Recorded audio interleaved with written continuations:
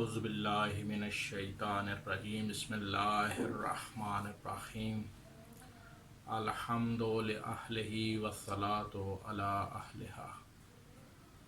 اما بعد فقد قال اللہ سبحانہ وتعالی فی کتابہ المتقن وقولہ الاحسن بسم اللہ الرحمن الرحیم یا ایھا الذین آمنوا کتب علیکم الصیام کما کتب علی الذین من قبلکم لعلکم تتقون۔ برادران گرامی قدر، بزرگان ملت اسلامیہ، السلام علیکم۔ خدا کا لاکھ لاکھ شکر ہے کہ ہم ماہ مبارک میں داخل ہو چکے ہیں۔ اس کی رحمتیں سمیٹنے کا وقت آن پہنچا ہے۔ وہ اپنی لاریب اور بے عیب کتاب میں ارشاد فرما رہا ہے، یا ایھا الذین آمنوا، اے ایمان والو، کتب علیکم الصیام، تمہارے لیے روزے لکھ دیے گئے ہیں، فرض کر دیے گئے ہیں، کما کتب علی الذین من قبلکم، جیسا کہ تم سے پہلوں پہ فرض کیے گئے تھے، لعلکم تتقون، تاکہ تم میں صفت تقوی پیدا ہو جائے، تاکہ تم متقی اور پرہیزگار بن جاؤ۔ اس آیہ وافی ہدایہ میں بہت سے ایسے کلمات ہیں کہ جو ہمیں اپنی طرف کھینچتے ہوئے نظر آتے ہیں۔ وہ وحدہ لا شریک ایسے جملوں سے ہمیں جو ہے وہ خطاب کر رہا ہے۔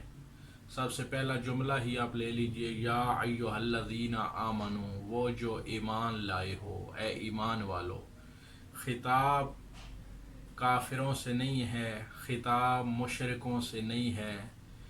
خطاب ان لوگوں سے ہے جو دولت اسلام اور نعمت ایمان سے سرفراز ہو چکے ہیں، کیونکہ شروع ہی میں کہا جا رہا ہے کہ یا ایھا الذین آمنوا، وہ جو ایمان والے ہیں، جو مومن ہیں، وہ جو ایمان لائے ہیں۔ خطاب ان لوگوں سے ہے۔ اور صاحبان معرفت نے بڑا لطیف اشارہ کیا، بڑا لطیف جملہ کہا انہوں نے کہ یہ کتنی اچھی ندا ہے، کتنی اچھی پکار ہے، کتنا اچھا مخاطب کیا ہے اس وحدہ لا شریک نے ایمان والوں کو۔ اور یہ اتنی لذت بری پکار اور جو ہے پکار ہے کہ جب انسان اس پکار کو سنتا ہے، اگر اس پکار پہ وہ غور و فکر کر لے تو اس کے سارے رنج و غم دور ہو جائیں گے۔ پروردگار عالم ارشاد فرمایا، یا ایھا الذین آمنوا، اے وہ مومنوں جو ایمان کے پرچم کے نیچے ہو، جو ایمان کے علم کے نیچے ہو، ان سے خطاب کیا جا رہا ہے، ان کو مخاطب کیا جا رہا ہے۔ اور پھر اگلا جملہ جو پروردگار عالم نے کہا کہ کتب علیکم الصیام، تمہارے لیے روزے لکھ دیے گئے ہیں، کما کتب علی الذین من قبلکم، اور یہ نہ سمجھنا کہ یہ تکلیف شرعی تمہیں دی جا رہی ہے، تمہیں جو ہے وہ اس میں مبتلا کیا جا رہا ہے۔ کما کتب علی الذین من قبلکم، تم سے پہلے بھی امتیں جو گزری ہیں ان کو بھی اس تکلیف شرعی سے گزارا گیا ہے، ان پہ بھی روزے فرض کیے گئے ہیں، انہیں بھی روزے جو ہے وہ رکھنے کا حکم دیا گیا ہے، ان پر بھی روزہ واجب کیا گیا تھا۔ اور ہم تاریخ کی کتابیں اور کتب احادیث و تفاسیر اگر اٹھا کے دیکھیں، تاریخ کا مطالعہ کریں تو ہمیں تاریخ، احادیث اور تفاسیر کی کتب میں ملتا ہے کہ نصارہ عیسائیوں میں بھی روزے ہیں، اور تورات جو آج کا رائج ہے، جیسے بھی ہے تحریف شدہ ہی صحیح، جیسے بھی تورات آج کل یہودیوں کے اندر رائج ہے، اس میں بھی یہ الفاظ درج ہیں کہ حضرت موسیٰ علیہ السلام کی طرف سے امت کو 40 روزے جو ہے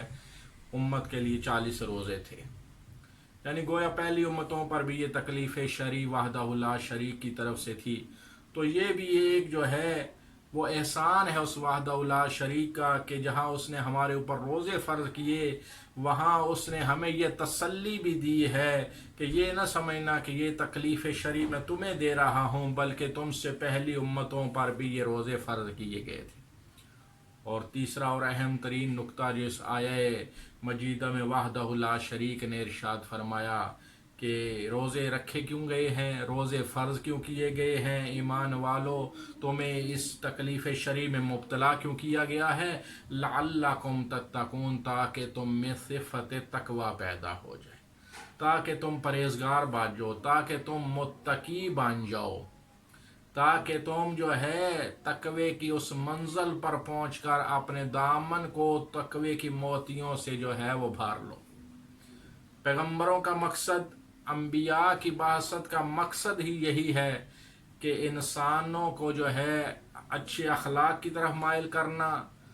اور افراد بشر کو بد اخلاقیوں کی کثافت سے پاک کرنا، یہ جو ہے وہ مقصد تھا تخلیق انبیاء کا۔ اور یہ مقصد تبھی پورا ہو سکتا ہے کہ جب انسان جو ہے وہ منزل تقوی میں داخل ہو جائے، اور وہ منزل تقوی میں داخل ہونے کا سب سے بہترین ذریعہ جو ہے وہ روزہ ہے، کیونکہ روزہ جو ہے وہ نفسانی خواہشات کو توڑتا ہے اور صفات قدسیہ کے حاصل کرنے میں مددگار ثابت ہوتا ہے۔ روزہ دلوں کو سکون دیتا ہے، روزہ جو ہے روح کو پاک کرتا ہے۔ جتنا ہم جو ہے وہ غذا کم کھاتے چلے جائیں گے، ہماری عبادت میں لذت بھی بڑھتی چلی جائے گی، ہمیں عبادت کا شوق بھی بڑھتا چلا جائے گا۔ لہٰذا پروردگار عالم نے ہمیں اس طرف متوجہ کیا ہے کہ روزہ میں نے تمہیں کوئی جو ہے وہ بھوکا پیاسا رکھنے کے لیے نہیں فرض کیا، بلکہ لعلکم تتقون فرض اس لیے کیا ہے تاکہ تم پرہیزگار بن جاؤ، تاکہ تم متقی بن جاؤ۔ دعا ہے رب کائنات سے کہ پروردگارہ اس ماہ مبارک کے صدقہ میں ہمارے گناہان صغیرہ و کبیرہ کو معاف فرمائے، ہمارے مرحومین، ہمارے اساتذہ کے گناہان صغیرہ و کبیرہ کو معاف فرمائے، ہمیں معرفت امام زمان علیہ الصلاۃ والسلام عطا فرمائے، اور اس ماہ مبارک میں ہماری دعاؤں کو مستجاب فرمائے۔ السلام علیکم ورحمۃ اللہ۔